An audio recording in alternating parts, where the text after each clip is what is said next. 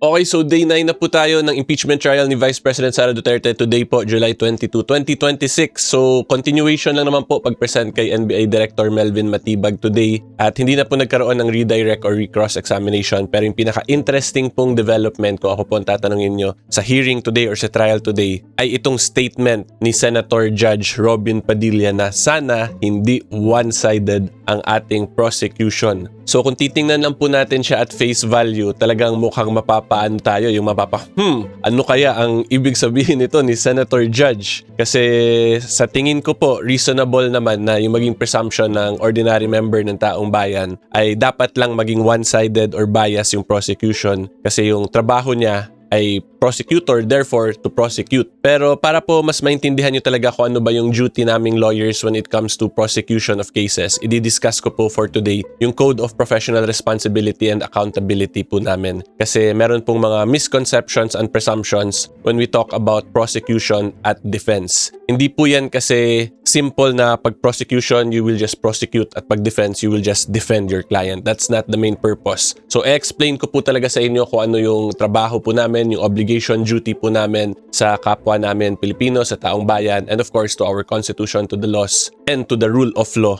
in relation to our function kung magpo-prosecute man kami or magde-defend ng kliyente sa isang kaso. Okay, so good day po to all of you, my fellow taong bayan, mga kasimor, at yan po ang video natin for today.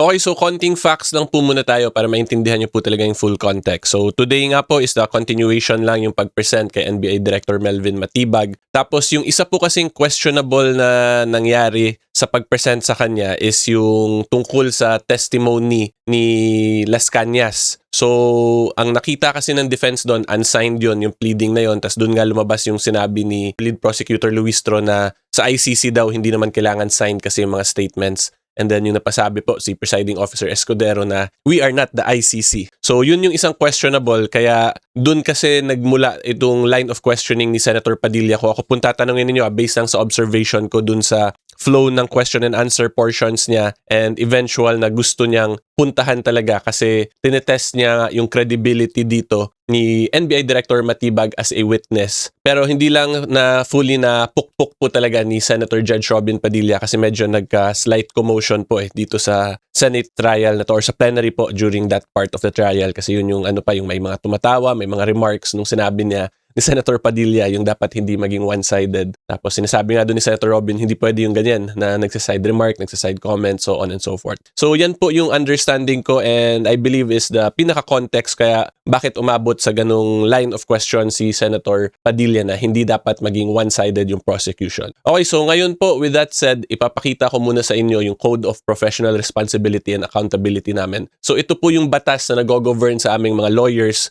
kung paano po namin i-handle at i-carry yung sarili namin sa public at kung ginagawa po namin yung function namin as a lawyer. Okay, so kung makikita po nyo dito, AM-number 22-09-01-SC, Code of Professional Responsibility and Accountability. At ito pong sipira na to, Code of Professional Responsibility, bago na po kasi ito siya noong 2023, ito siya nag-take into effect. So baka lang merong mga old lawyers dyan na hindi aware, pero bago na po yung sipira natin, 2023 na. Okay, so yung una po na magandang maintindihan nyo talaga dito is yung duty po namin as lawyers. So ito po, Canon 3, Fidelity, yung gusto kong ipakita po muna. So fidelity pertains to a lawyer's duty to uphold the Constitution and the laws of the land, to assist in the administration of justice as an officer of the court, and to advance or defend a client's cause with full devotion, genuine interest, and zeal in the pursuit of truth and justice. So self-explanatory naman, di ba? While we perform our duties as a lawyer, as officer of the court, we must uphold the Constitution and the laws of the land. And then, ito pong section 2, gusto ko lang din ipakita sa inyo. The responsible and accountable lawyer. A lawyer shall uphold the Constitution, obey the laws of the land, promote respect for laws and legal processes, safeguard human rights, and at all times advance the honor and integrity of the legal profession. As an officer of the court, a lawyer shall uphold the rule of law and conscientiously assist in the speedy and efficient administration of justice. As an advocate, a lawyer shall represent a client with fidelity and zeal within the bounds of law and the SIPIRA. So again, very self-explanatory. Dapat po yung pinaka-basic lang talaga or yung pinaka-point nito ay sundin namin yung rule of law when we are performing our functions. And when we say rule of law, included po dyan yung code of professional responsibility and accountability namin. Okay, so ngayon baka nagtataka kayo, wala namang kinalaman yung prosecution dyan, attorney. This is very general, general guidelines provided. So wag po kayong mag-alala, doon tayo pupunta naman next sa duty pag nagpo-prosecute na po talaga kami ng kaso. Okay, so for that po, pupunta naman tayo sa Canon 2. So basahin lang po natin yung preliminary definition of propriety. A lawyer shall at all times act with propriety and maintain the appearance of propriety in personal and professional dealings, observe honesty, respect, and courtesy, and uphold the dignity of the legal profession, consistent with the highest standards of ethical behavior. So kung makita po nyo, di ba, nakalagay, dapat mag-maintain talaga kami ng appearance of propriety even in our personal and professional dealings. Kaya kahit nga po ako, pag ginagawa ko itong mga videos na to ay nakabarong ako, di ba? Kasi I present or I portray myself as a lawyer when I make these videos. Kung makita po ninyo, ang nakalagay dyan, The Attorney Neil Abayon Show, Legal Videos and Current Events, Lawyer Explains, nakalagay po yan sa thumbnail ko. Kaya naka-blue barong po tayo palagi. And that is simply because po of my own little way para ma-uphold yung dignity of the legal profession consistent with the highest standards of ethical behavior. Kasi pag nasa court nga kami, hindi naman kami pwede hindi nakabarong, di ba? It's either naka-suit or nakabarong. And since nag-lawyer po ako sa videos, kaya naka-blue barong po ako palagi. Okay, so anyway po, humaba yung introduction natin. Ngayon punta lang po tayo sa Section 31 dito. So ito na po, Section 31, Prosecution of Criminal Cases. The primary duty of a public prosecutor is not to convict, but to see that justice is done. Okay? Suppressing facts, concealing of, tampering with, or destroying evidence, coaching a witness, or offering false testimony is cause for disciplinary action. The obligations of a public prosecutor shall also be imposed upon lawyers in the private practice who are authorized to prosecute under the direct supervision and control of the public prosecutor. So ang una pong maganda nyong ma-take note talaga dito is this part here. The duty of a public prosecutor is not to convict. Hindi po namin trabaho talaga na magpakulong lang. Okay? Kundi ang trabaho po talaga namin pag kami ay nasa prosecutor role namin is to see that justice is done. So when you say to see that justice is done, ay para yan mapalabas yung katotohanan based on the facts and all the evidence. Tapos yung may trabaho po niyan to determine whether or not i-convict ba ang isang accused ay nasa judges po yan. So in other words, hindi po dapat kami gumagawa ng mga actions, which is ito yung nandito sa second part. Hindi kami gumagawa ng mga actions, questionable actions, that is a possible violation of the Constitution and laws of the land para lang mapakonvict ang isang akusado. Okay, so most likely po dito yung pinaka-point talaga ni Senator Robin Padilla. Kaya nasabi niyang wag maging one-sided yung prosecution. Kasi yung prosecution dun nga, nag-present sila nung evidence na questionable yung kay Las Cañas. So pag ganun po kasi may questionable statements nga, pwede nga yun siya pumasok dito itong sa second paragraph. So pag ganyan, that can lead to a violation of this duty. Kasi hindi na yun simply just to see that justice is being done, kundi para lang po makonvict ang isang tao via all means, even via questionable means. So, yan lang po ang gusto kong i-point out. Again, the public prosecutor is not biased towards prosecuting a case. Bias dapat siya to see that justice is done because at the end of the day, as prosecutors, hindi po nila pwede i-bend yung batas, i-bend yung constitution para lang magpa-convict ng isang akusado.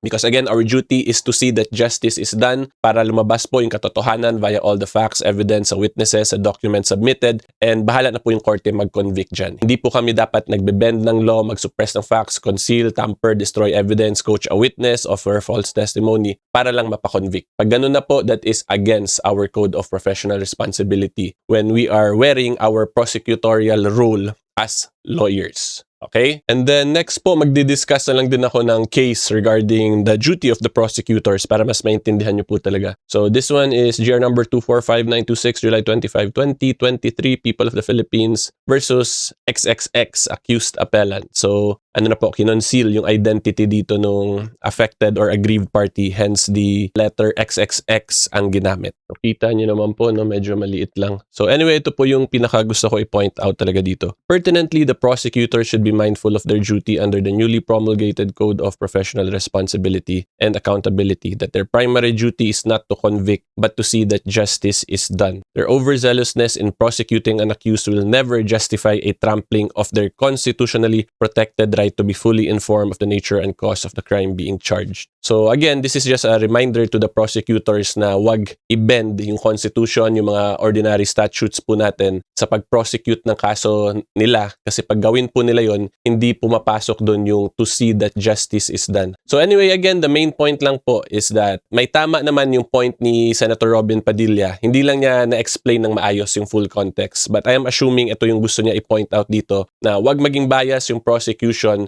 in the sense na gumagawa sila ng mga paraan that will affect constitutional rights of the respondent para lang po ma-prosecute po talaga nila or mapa-convict nila yung accused dun sa kaso nila dito po sa impeachment trial. Tingin ko ito po yung pinaka gusto talaga i-point out ni Senator Robin Padilla. But of course, this is just my own understanding po dun sa situation na nangyari at sa line of questioning niya. So kung hindi ito yung point ni Senator Robin Padilla, kung nanonood po kayo, Sen, with all due respect to you, feel free to correct me lang po kung mali yung understanding ko sa gusto nyong puntahan sanang punto talaga. Okay, so yan lang po. Ngayon magbigay na lang din ako ng comments dun sa statement ni Las Cañas in relation naman dun sa pag-present kay NBI Director Matibag as a witness.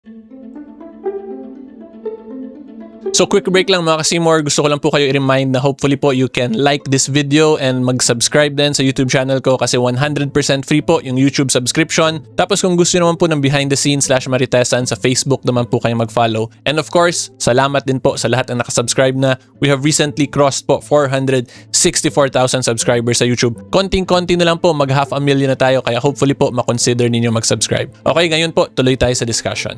Okay, so ang masasabi ko lang doon, tama naman yung ruling ni Presiding Officer Escudero na yung point lang ng prosecution kaya nila sinama yung statement na yun ni Las Cañas is para lang yun imapakita na yun yung isa sa source of information ng NBI para ma-determine nila yung real and active threat daw nila na situation. So okay lang naman po yun kasi like what the prosecution stated dito, hindi naman yun ang purpose ay para sabihin ni NBI Director Matibag na totoo yung contents, kundi para nga lang maging basis ng investigation niya. So pwede yun siya pumasok dun sa doctrine ng independently relevant statement. Kasi relevant siya as to the fact para ma-establish na naging basis lang siya. Pero yung naging dilemma lang po, kung ako tatanungin, binasa pa kasi yung contents nun eh. Diba? So kung binasa yung contents na may mga allegations, accusations against VP Sara, tapos yung point naman nila ay hindi para i-establish na totoo yung contents na yon. Ang ganun kasi nangyari since na put in the record yon, narinig ng buong public, unfair din po yun kay VP Sara kasi si VP Sara ngayon has no right to confront yung person na nagsabi ng mga words na yon na inakusahan siyang gumawa yung mga certain crimes. So kung yung point lang po sana talaga ng prosecution is to establish na as basis nga lang yung siya of the investigation, dapat tumigil na doon at hindi na binasa yung contents. Kasi pag binabasa na nga po yung contents, lumalabas na yung mga accusations, tapos it would now appear, although hindi siya ina-admit nga so the truthfulness, pero yung mga words lang, pangit na kasi hindi na pwede ma-confront, diba, ng respondent dito yung actual person na gumawa. So, kung ako po tatanungin, may ano po talaga doon, may room for argument and discussion pa sana, especially as to the part na binasa yung certain portions of it. Tingin ko ito rin po yung isang reason kaya na-mention ni Senator Robin yung statement niya na sana hindi one-sided kasi ginagawa ng prosecution ngayon ay mga, kung ako po tatanungin this is just my observation sa ginawa nila ay questionable actions para lang makakuha sila ng plus points, may it be sa political angle or makaapekto sa political capital ni VP Sara. So dapat sinabi po na ito lang isang basis namin for the investigation kaya na-conclude namin to. At period na po sana dapat doon. Kasi yun nga po, walang right to confront or cross-examine yung respondent considering wala naman yung actual person na gumawa ng statement na yun. And then yung next question na lang po dyan, ano kaya yung posibleng epekto nung statement na yun ni Las Cañas overall sa credibility ni Director Matibag? So, hindi to pinukpok talaga ng defense pero tingin ko maganda sana doon or posible sana nilang pukpukin pa yon considering na unsigned daw po, 'di ba, yung statement na yon at doon nga lumabas yung sinabi ni Lead Prosecutor Luistro na hindi naman kasi kailangan daw sign sa ICC. So, kung ganun, tapos ginamit yun siya as basis ng NBI, an unsigned statement ginawa as basis ng NBI, pwede sana yun questionin ngayon ng defense na bakit nyo ginamit ang isang unsigned document as basis for your investigation. So, kung pinukpok nila sana ng pinukpok yun, ay tingin ko makaka-plus point sana sila doon to discredit NBI Director Matibag. Pero hindi po nila yun ginawa dito sa cross-examination. Pero meron pa rin namang chance to present their own evidence, their own witnesses itong defense. So tingnan natin kung atakihin din ba nila yung angle na yun. So yun lang yung nakita ko na tingin ko sanang posibleng maka-plus points pa kung pinukpok lang nila ng pinukpok yun. Okay, so yan lang po ang tingin kong interesting developments dito sa day 9 of the VP Sara impeachment trial. Kasi everything else very straightforward naman. Then yung question and answer portions ng judges, straightforward lang din, nothing complicated except dun sa part ni Senator Robin Padilla. So kung gusto niyo po mapanood yung day 8, dito niyo po yan mapapanood sa video na to. And special thanks po to all the members sa membership program ko sa YouTube channel. And huwag niyo po sana kalimutan mag-like and subscribe. And until next time, see you all po. Bye!